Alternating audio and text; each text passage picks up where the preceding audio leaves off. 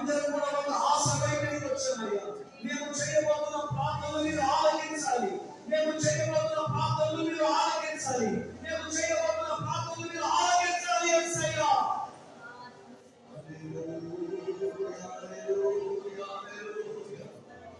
కళ్ళ ద్వారా కానీ, మనసు ద్వారా కానీ, దేహం ద్వారా కానీ, తలపుల ద్వారా కానీ నేను బాధ పెట్టానా యేసయ్యా? నన్ను కరుణించయ్యా, నన్ను కరుణించయ్యా, నన్ను కరుణించయ్యా, నన్ను కరుణించయ్యా, నన్ను కరుణించయ్యా. నాతో ఉన్న వారిని కరుణించయ్యా, నాతో ఉన్న వారిని కరుణించయ్యా. నీవు చేయబోతున్న ప్రార్థనలన్నీ కూడా నీవు ఆలకించాలి యేసయ్యా. ఏది అడ్డుపడకూడదయ్యా, మా ప్రార్థన నీ దాకా రాకుండా ఏది అడ్డుపడకూడదయ్యా. మా ప్రార్థన నీ దాకా రాకుండా ఏది అడ్డుపడకూడదయ్యా. యేసు నామమున ప్రతి ఒక్కరి కార్యక్రమాలు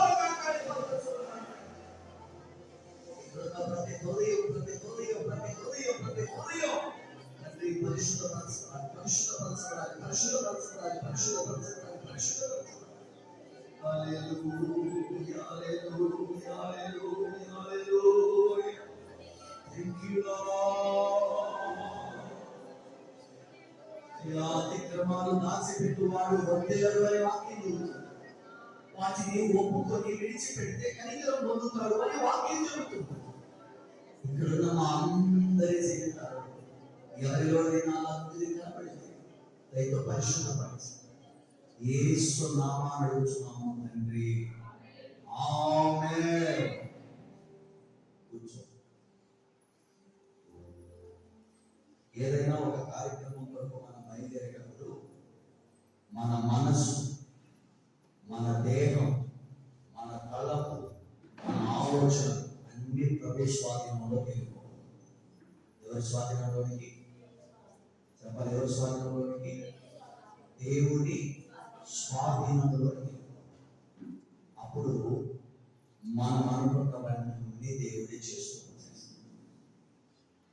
మన జీవితానికి ప్రార్థన అనేటటువంటిది చాలా చాలా చాలా చాలా ప్రాధాన్యత వహిస్తుంది.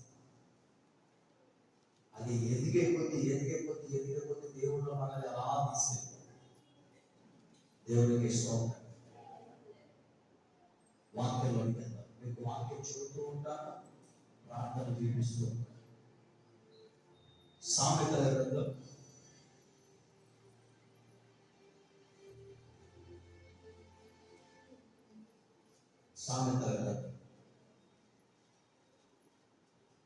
11వ అధ్యాయం 24వ వాక్యం.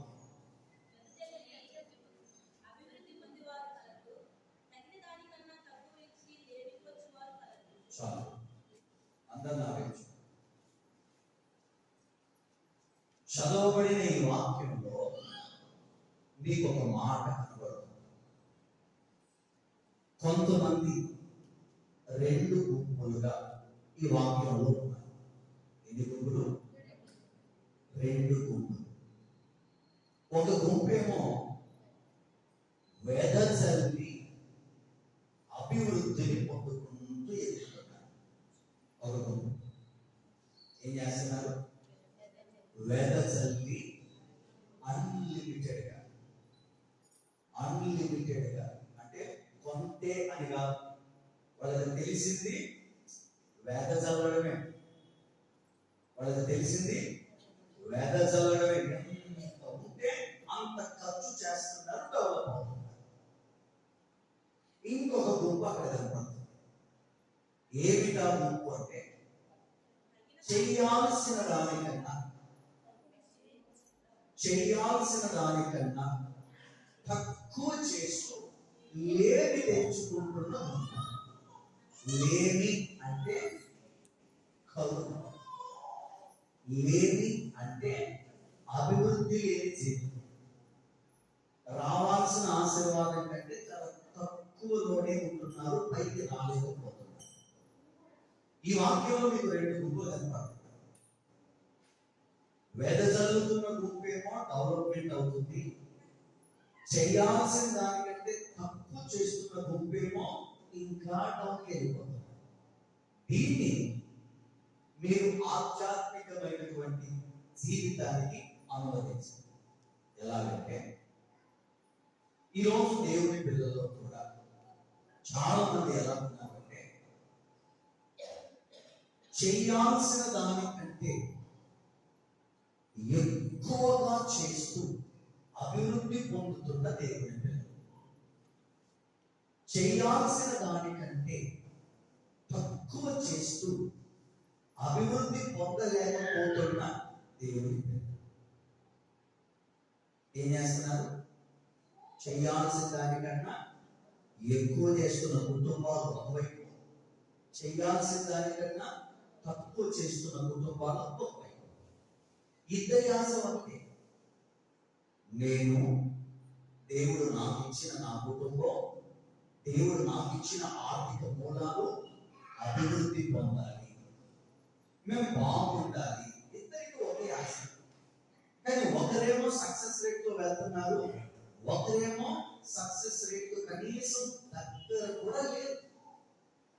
మీకు ఈ విషయాన్ని వాక్యంలో ఉన్న ఉపమానంతో మీకు మరింత ముందుకు పరిచయం చేస్తాను. ఒకరికి 5 తలాంతులు, ఒకరికి 2 తలాంతులు, ఒకరికి ఇక్కడ మీరు గమనించండి. ఖర్చు చేస్తున్నవాడు డెవలప్ అవుతున్నాడు, ఖర్చు చేయని వాడు ఉన్నది కూడా పోగొట్టుకుంటున్నాడు. ఈ ఉపమానం ఊరికే చెప్పలేదు. మన జీవితంలో అభివృద్ధి అనేది మనకు రావాలి అంటే చేయాల్సిన దానికంటే ఎక్కువ చేయాలి. మన వాళ్ళు ఏం చెప్తుంటారంటే, మన పిల్లలు ఫలానా వ్యక్తి ఈ రోజున ఒక ఉన్నతమైన స్థాయికి వెళ్ళాడు అంటే ఆయన చదవాల్సిన దానికంటే ఎక్కువ సమయం కేటాయించాడు. ఆయన చదవాల్సిన దానికంటే ఎక్కువ సమయం కేటాయించాడు. పడాల్సిన శ్రమ కంటే ఎక్కువ శ్రమ పడ్డాడు, ఒక స్థాయికి వెళ్ళాడు. మన పిల్లలకు కూడా మనం నేర్పిస్తాం, మీరు కూడా చదవాల్సిన దానికంటే ఎక్కువ చదవండి, ఎక్కువ కాన్సన్ట్రేషన్ దాని మీద పెట్టండి, అప్పుడు మీరు సక్సెస్ అవుతారని మనం చాలా మంది చెప్తుంటారు కదా. ఈ మాట మనకు ఆధ్యాత్మికంగా కూడా వినియోగించుకోవాలి. చేయాల్సిన దానికంటే చేయాల్సిన దానికంటే ఎక్కువ చేయాలి. ఈ ఉదయకాలం ఈ సెక్షన్ యొక్క మూల వాక్యం చేయాల్సిన దానికంటే, చెప్పండి, చేయాల్సిన దానికంటే ఎక్కువ చేయాలి. మీకు బైబిల్లో మరొక మాట చూపిస్తాను. కొరింథీయులకు రాసిన 2వ పత్రిక 9వ అధ్యాయం 6వ వాక్యం.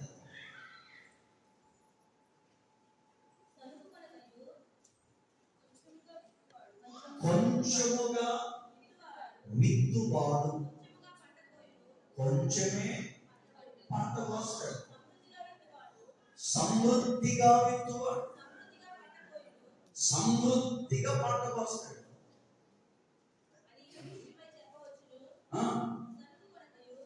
అయితే ఆ చేసే వ్యక్తి కూడా ఎలా చేయాలంట? సనుక్కోకూడదు, బలవంతం, చెప్పండి, బలవంతం చేయకూడదు,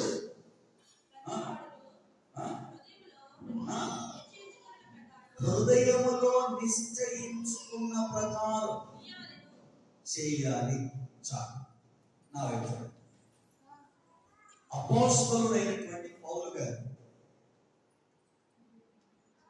ఆమె ఏమనుకోకుండా చిన్నపిల్లలు ఉన్న వాళ్ళని అనుకున్నాను, అక్కడ మీరు ఆడించుకోండి, ముందుదేమో. ఇక్కడ మీరు గమనించాల్సిన మాట ఏంటంటే, కొంచెమే విత్తువారు కొంచెమే పంట కోస్తారు, సమృద్ధిగా విత్తువాడు సమృద్ధిగా పంట కోస్తాడు. అయితే ఎవరు కూడా సనుక్కోకుండా చేయాలి. బలవంతంగా చేయకూడదు. మీ హృదయంలో మీరు ఒకటి నిశ్చయించుకున్నారు కదా, దాని ప్రకారమే చేయండి. చాలా క్లియర్గా భక్తులు చెబుతున్నారు.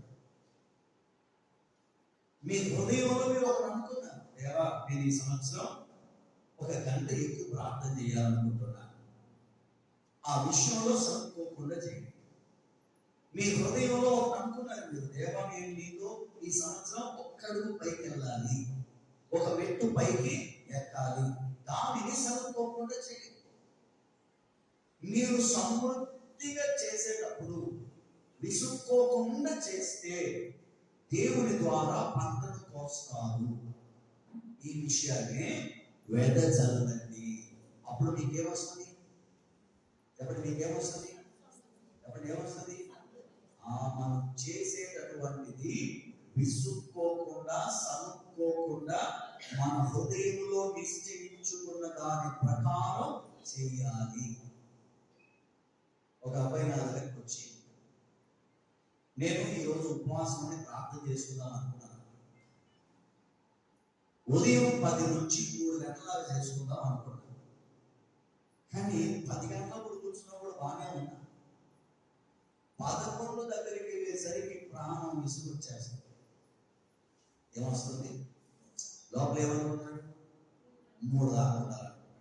ఇప్పుడు 11 రాగానే ఏమైంది? సరే కళ్ళు ఎదురు కూర్చున్నాను, నా 12 అవుతుందని చిరాకు చేస్తున్నాను.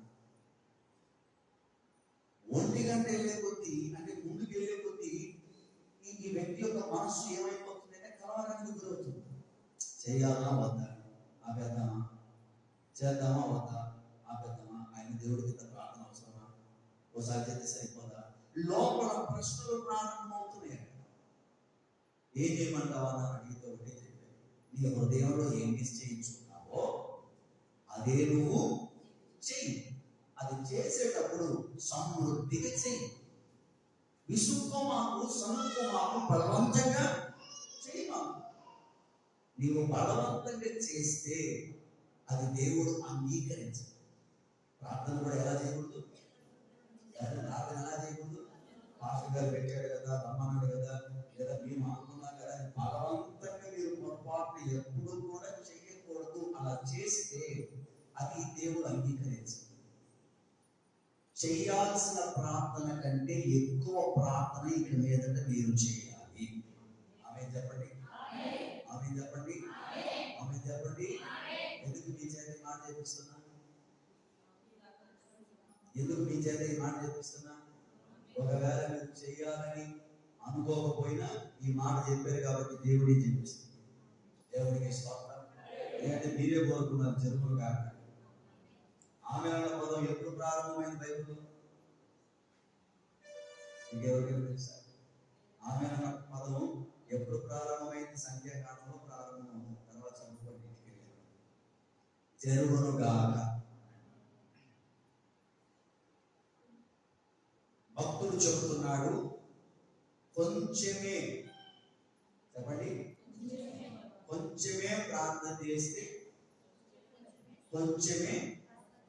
లోక సామెత ప్రకారం కొంతమంది అంటారు, నాకు నిజంగా ఈ సామెతలు రాసిన వాళ్ళు కనపడితే దండేసి దండం పెట్టాలనిపిస్తుంది. చాలా చక్కగా అనువదించారు వాళ్ళు.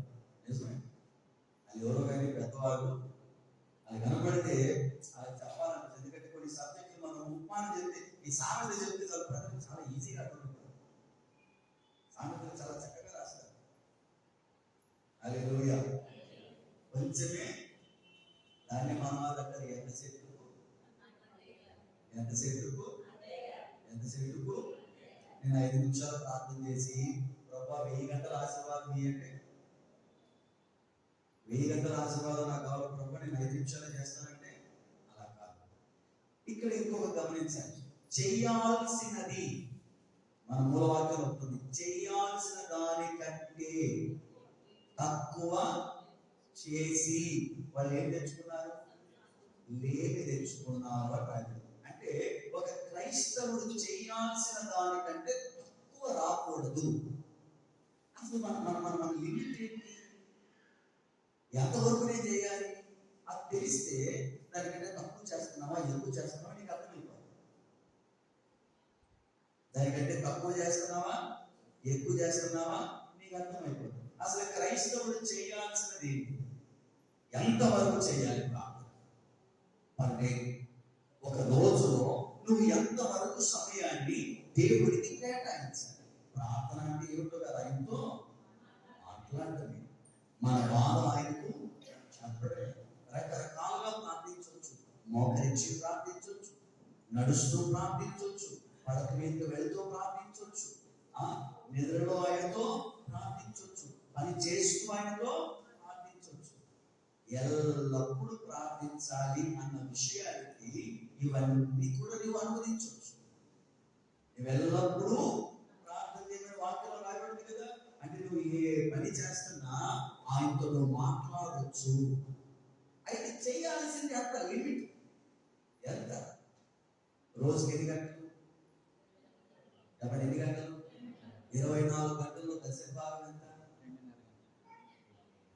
24 గంటల్లో దశభాగం ఎంత?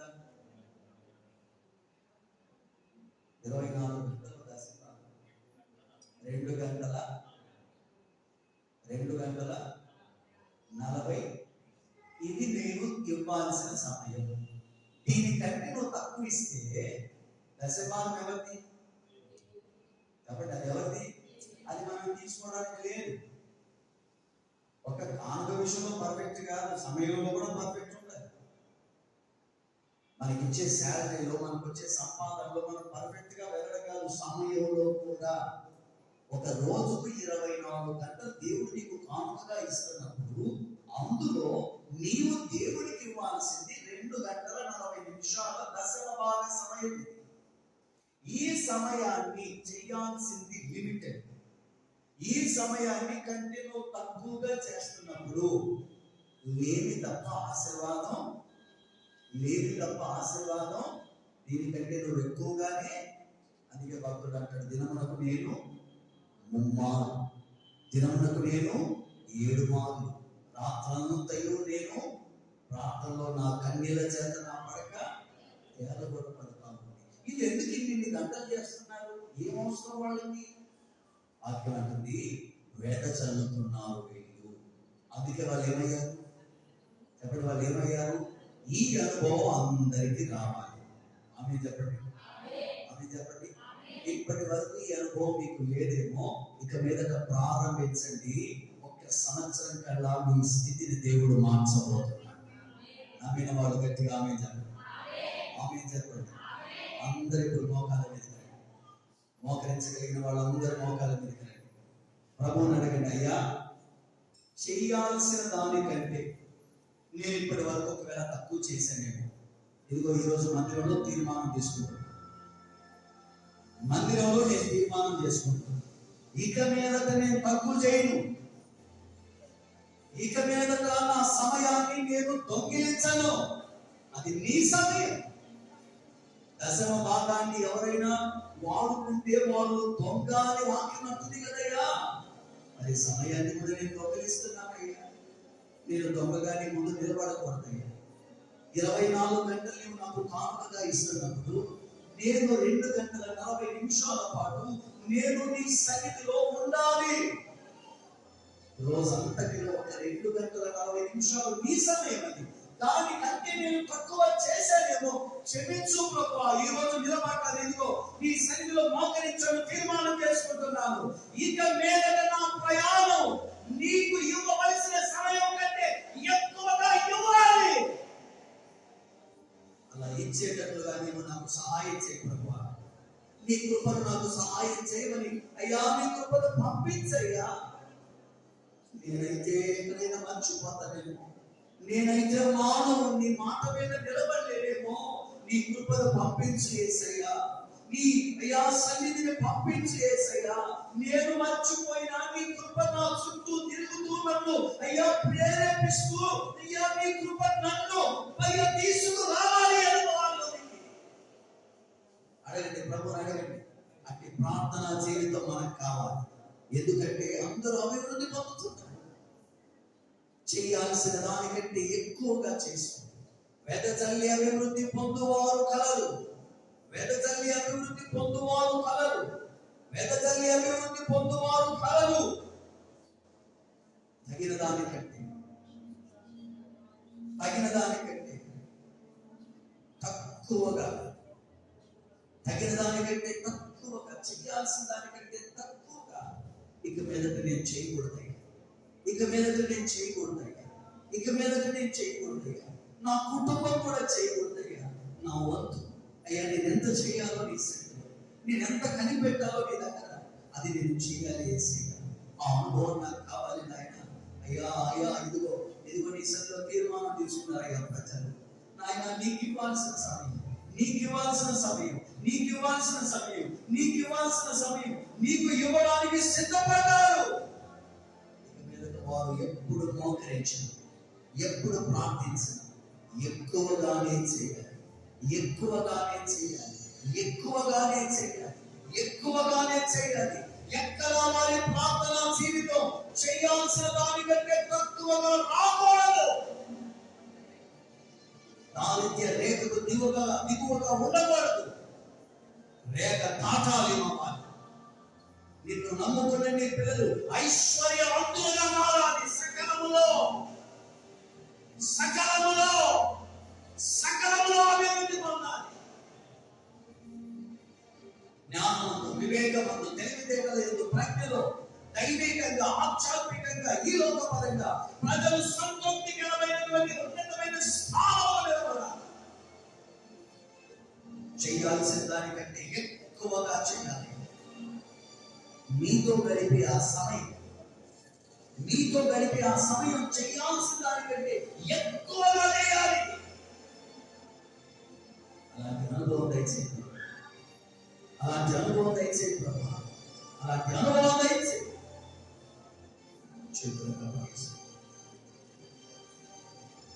యేసు నామమున అడుగుచున్నాము తండ్రి,